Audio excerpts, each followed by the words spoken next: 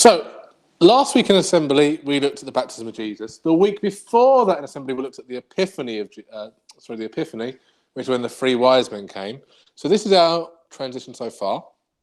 It might feel like we're jumping big gaps. Well, today we're jumping an even bigger gap, because today we're jumping into a completely different area.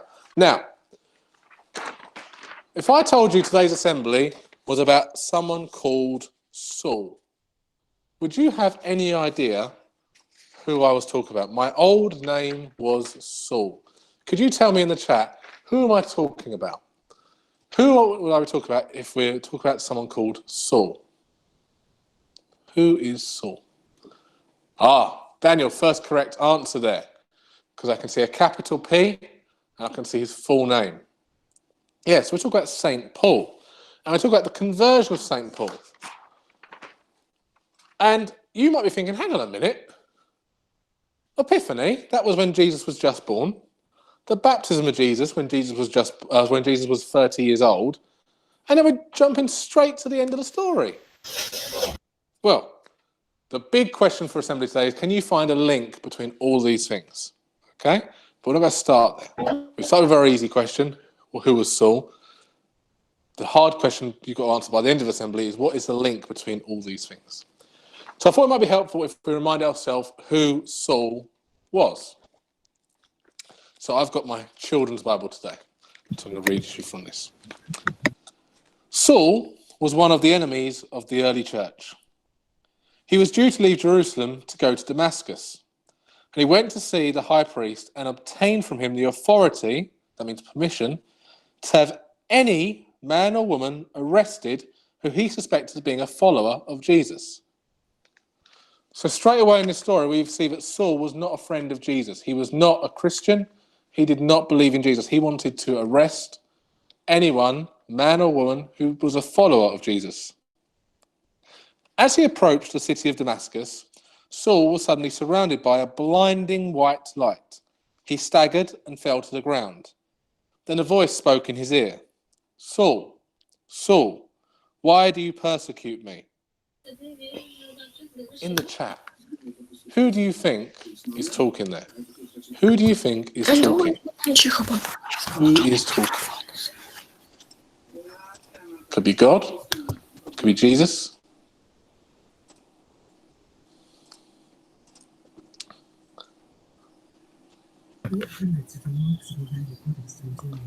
Right. So a lot of you are saying God. A few of you are saying Jesus.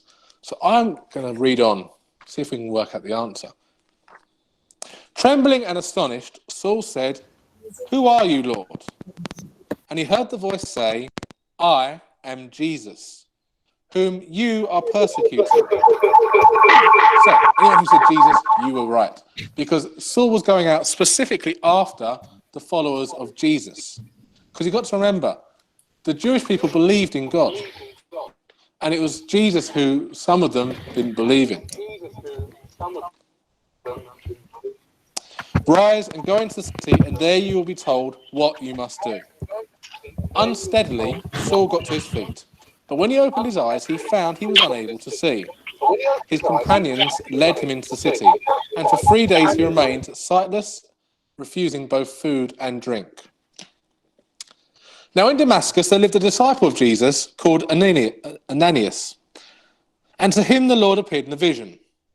And he said, "Go to the house of Judas in Straight Street, and ask there for Saul of Tarsus. You must lay your hands on him and restore his sight, for I have chosen him to do great things for my people." Ananias did as he was instructed and went to Judas's house. "Brother," said Ananias to Saul, "the Lord has sent me so that you may see again and be filled with the Holy Spirit." Then he laid his hands gently over Saul's eyes. Immediately Saul's sight returned. Saul joyfully got up from his bed and was baptized. For the next few days he remained in Damascus to preach in the synagogues and spread the word of God. All who heard him were amazed at such a change of heart. "Is it possible," they asked each other, "that this is the same man who so fiercely persecuted the followers of Jesus?" Some people, however, saw him as an enemy and planned to kill him. Saul heard of their plan, and with the help of some disciples, he escaped that night in the basket lowered over the city wall, and he made his way to Jerusalem. At first, the disciples were afraid of Saul and refused to accept him. However, one of their number, Barnabas, believed Saul, and taking him to the apostles, explained what had happened on the road to Damascus. After this, Saul was welcomed as a true follower of Jesus. So that's the story of St. Paul.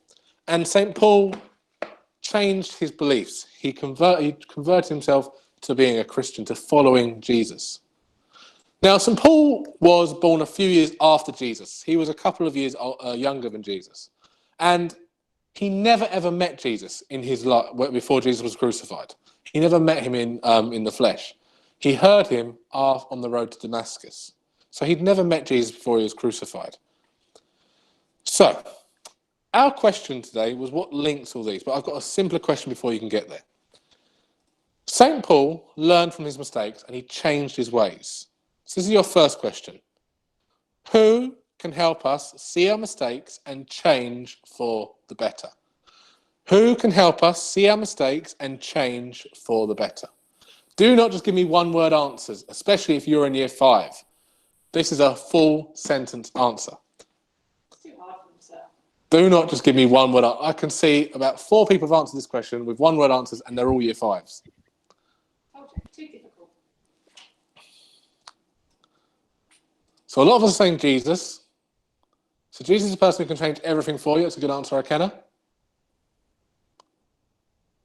Jesus can help us change our ways. God, Jesus, and the Holy Spirit. Good answer, Luke.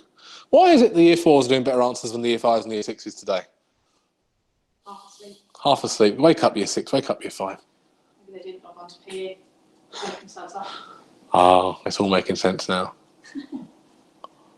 Have you got any good answers then, Miss Paul? Or I'm not taking anything without a full stop and a capital letter for Jesus and a capital letter for God. I was so close to get Posies, but he hasn't got capital Oh, letters. Posey, you've got some time. Rewrite that sentence with a capital J and a capital G. Because Jesus and God need capital letters for their names. Okay. Oh, that's a bit deep. Is that Luke again? That is What does Luke say this time? We are the ones who can change our ways. We are the ones who can change our ways. That's a really interesting point, Luke. Because at the moment, Jesus isn't here on earth with us. He is present, but he's not walking around as a person. We are walking around with Jesus inside our hearts. So I like your idea there. We could give ideas to other people using the fact that we have Jesus in our hearts. This is nice. Adora says we can ask God. So I'm assuming like to help us. Yeah. We can ask for God because he is the one controlling our lives and does great things for us. So if we ask him, it could happen. I love the idea of asking for help. And we can always ask for help in our prayers like we did at the start of the day. Okay. So today we've talked about the conversion of Saul to St. Paul. We've talked about the fact that he learned from his ways and changed his mistakes. And we thought about who can help us. Now, the big question I had to ask, the hard question, what is the connection between the Epiphany, the baptism of Jesus, and the conversion of St. Paul? There is a link between these 3 stories. So, have a really big think. What is the link between these 3 stories? I'm going to come round so I can see the chat. I'm going to fix Miss Ball's camera. Oh, what happened? I think it's out of battery. Oh, That's all right, no one's using that one I was anyway. going to say, no,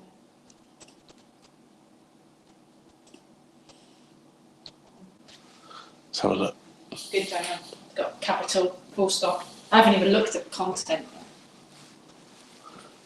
So, Jessica, what do you mean by Jesus? Oh, and Jesus and us, we can change. I like that.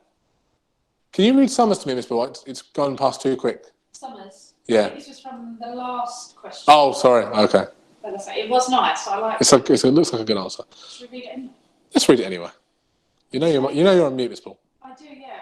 I can hear myself picked up. Oh, okay. Probably there, so I thought I won't give everyone my full voice. Mistakes free us from sabotaging fears and help us take more positive risks. So if you think about it, it's ourselves. It's good to see someone in the year 5's woken up and giving me a good answer now. So, what's the link between the Epiphany, the baptism of Jesus, and the conversion of St. Paul? How do they link together? How do those stories link together? They contain Jesus. Deep thinking. Deep thinking here. I like the fact that this is taking you quite a long time because it means you're really thinking.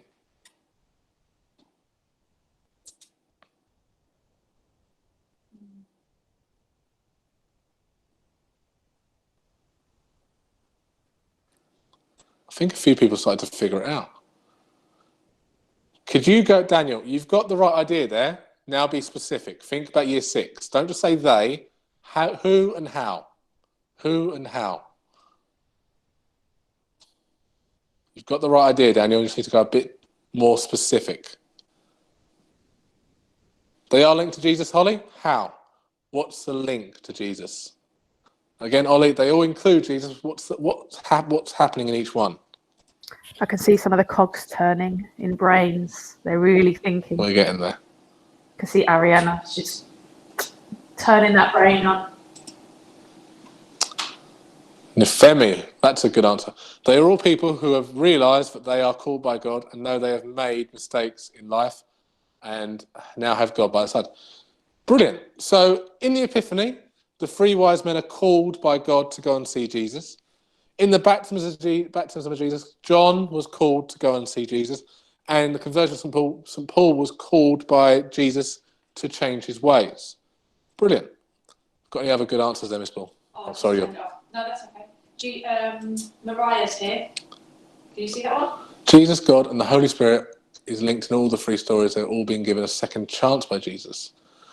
Was John given a second chance? I don't think John needed a second chance. I think John was fairly obedient. Same for the wise men. They weren't given second chances. They were called, certainly, but not necessarily for a second chance. Paul definitely got a second chance, but I don't think that's the link. Super. So the link today, you're right, is the call. Is being called to do something. So in the Epiphany, the 3 wise men were called to go to see Jesus, to go and spread the word of Jesus to all those people, and to remind everyone that Jesus didn't come for one group of people, he came for everyone.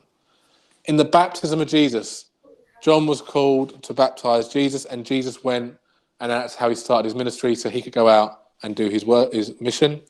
And the conversion of St. Paul, we see that Jesus comes for all people, even those who did something wrong. And Saul did do something wrong. He was persecuting Christians.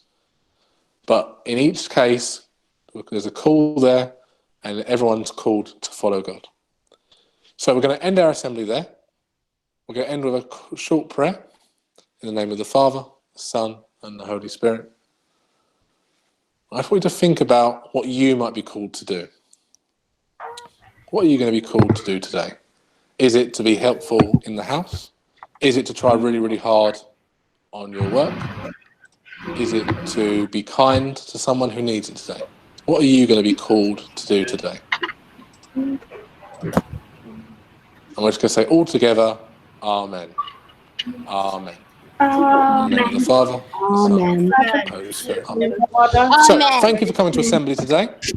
Amen. We've got story time with Miss Kirby today at 2:00, and we've got story for the younger children, and we've got story time with Miss Kirby at 3:00 today. We're going to find out what happens to Spider McDrew after he visited the Egyptians. Bye. Have a really, really good day in your Google Classrooms. Bye.